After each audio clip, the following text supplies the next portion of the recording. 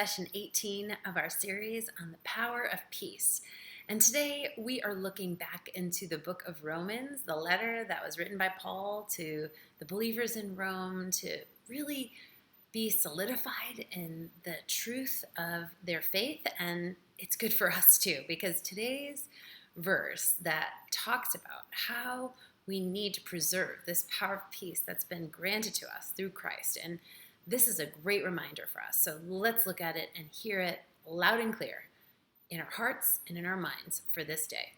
Romans 8, verse 6 says, "The mind governed by the flesh is death, but the mind governed by the Spirit is life and peace." What is God saying to us? That our mind needs to be governed well. And if it's just left to its own forces, the flesh is there to just destroy us. Our flesh, the enemy, the corruption of this world just brings us down and just brings death instead of the life and peace that God desires for us. And how does that happen? We learn today that it's a mind governed by the Spirit.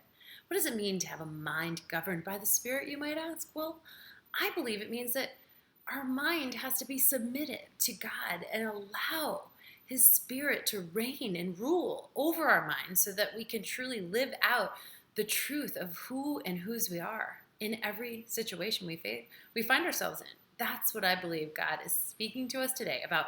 Experiencing this full life of peace is when we allow our whole selves, starting with our mind, to be governed by the Spirit of God that is available to us. But we need to seek Him, and we need to start our day allowing His truth to reign over us so that we can live from that place of life and peace. I look forward to the day where we can all rise and say, "Yes, Lord, we are going to say no to the flesh and yes to your Spirit in all things so that we can live the way you intended."